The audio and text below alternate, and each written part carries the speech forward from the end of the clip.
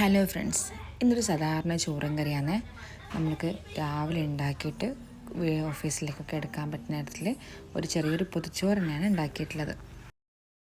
ഇന്നിപ്പം നമ്മൾ വെള്ളരിക്കും ചെറുപയറും കൂടി ചേർത്ത് വെക്കാണ് പോകുന്നത്.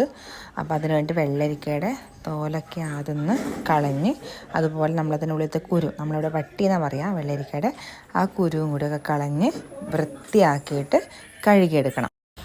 ഇന്നിനി ഒരു ഇലക്കറി ആവാമെന്ന് വിചാരിച്ചു.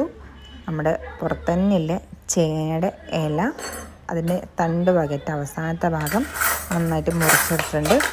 ഇതിങ്ങനെ മുറിച്ചെടുത്തിട്ട് നന്നായിട്ട് വലിയൊരു പാത്രത്തിലേക്ക് വെള്ളമാക്കിയിട്ട് കഴുകിയെടുക്കണം. ഇനി നമുക്ക് നേരത്തെ കഴുകി വെച്ച വെള്ളരിക്കയും അതുപോലെ ചെറുപയർ കൂടി കഴുകി വെച്ചിട്ടുണ്ടായിരുന്നു, അതും പിന്നെ 1-2 മുരിങ്ങാക്കോലും കൂടിയിട്ട് കുക്കറിലേക്ക് വെച്ചിട്ട് വേവിക്കാൻ വേണ്ടി വെക്കാം. അതിലേക്ക് ആവശ്യമായ വെള്ളവും അതുപോലെ മഞ്ഞൾപ്പൊടിയും മാത്രമാണ് ചേർക്കുന്നത്. ഉപ്പിപ്പോൾ ചേർക്കില്ല. ഉപ്പ് ചേർത്താൽ നമ്മുടെ ചെറുപയർ വേവാൻ ബുദ്ധിമുട്ടായിരിക്കും. ഇനിയിപ്പം നമുക്ക് ചേന റെഡിയാക്കി എടുക്കണം. ചേനയൊക്കെ എടുത്തിട്ട് ചേനയുടെ ഇല വളരെ തിന്നായിട്ട് അരിഞ്ഞെടുക്കാൻ ശ്രദ്ധിക്കുക. അങ്ങനെ നല്ല ടേസ്റ്റ് ആയിരിക്കും. തലങ്ങനെയും വിലങ്ങനെയൊക്കെ മുറിക്കാം. പക്ഷെ അതിന് പകരം ഫസ്റ്റിൽ തന്നെ തിന്നായിട്ട് അരിഞ്ഞാൽ നമുക്ക് പെട്ടെന്ന് തന്നെ വെന്ത് കിട്ടുകയും ചെയ്യും, നല്ല ടേസ്റ്റായിട്ട് കിട്ടുകയും ചെയ്യും. അപ്പോൾ ഈ ഇലയൊക്കെ അരിഞ്ഞ് മാറ്റി വെച്ച ശേഷം നമുക്ക് ചെറുപയറിലേക്ക് ആവശ്യമായിട്ടുള്ള തേങ്ങയും അതുപോലെ ജീരകം, അതുപോലെ ചെറിയ ഉള്ളി, പിന്നെ ജസ്റ്റ് എല്ലാം കൂടി ഒന്ന് ഒതുക്കിയെടുക്കാം. അരയ്ക്കേണ്ട ആവശ്യമില്ല, ജസ്റ്റ് ഒതുക്കി വെച്ചാൽ. പിന്നെ അതിനിടയ്ക്ക് നമ്മുടെ ചേന കൂടി അടുപ്പത്ത് വെക്കുന്നുണ്ട്. ആ ചേന ഇടയിലേക്ക് കുറച്ച് ഉള്ളി അതുപോലെ കുറച്ച് ഉപ്പ് കൂടി ഇട്ടിട്ട് വേവിക്കാൻ വെക്കാം. അതിന് കൂടെ കുറച്ച് തേങ്ങയും വെളുത്തുള്ളിയും കപ്പ പറങ്ങിയും കൂടിയിട്ട് അതൊന്ന് ഒതുക്കിയിട്ട് വെക്കാം. ജസ്റ്റ് ചതച്ച് വെച്ചാൽ മതി. ഇനി നമുക്ക് ഒരു പച്ചമാങ്ങ ചമ്മന്തി കൂടി ഉണ്ടാക്കാം. അതിന് വേണ്ടിയിട്ട് പച്ചമാങ്ങ നന്നായിട്ട് കൊത്തി എടുത്തിട്ട് ചെറിയ ചെറിയ കഷ്ണങ്ങൾ ഉണ്ടാക്കിയെടുക്കാം.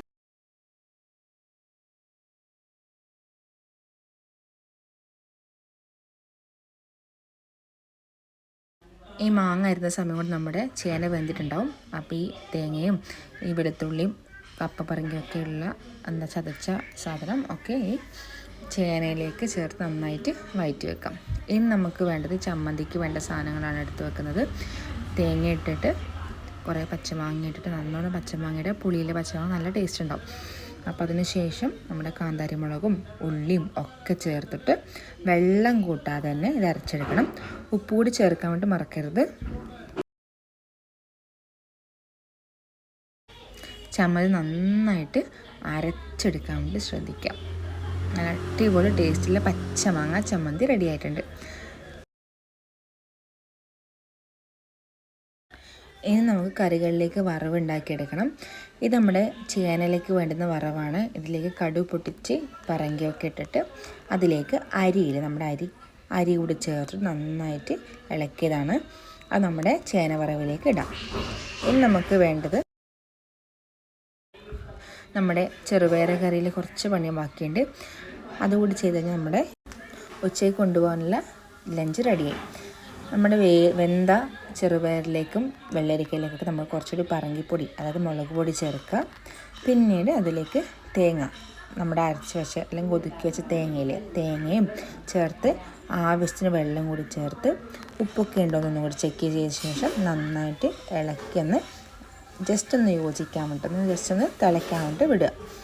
പിന്നീട് അതിലേക്ക് നമ്മൾ കുറച്ചൊരു വറവ്, അതായത് കടുകും അതുപോലെ പറങ്കിയും ഒക്കെ ചേർത്തൊരു വറവ് കൂടി കറിയിലേക്ക് ഇടുക.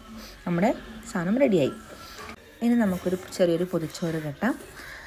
നമ്മുടെ നല്ല ഇലയിൽ നല്ല കുത്തിയ അരിയും ഇട്ടിട്ട് അതിലേക്ക് നമുക്ക് അച്ചാറ്, ചമ്മന്തി,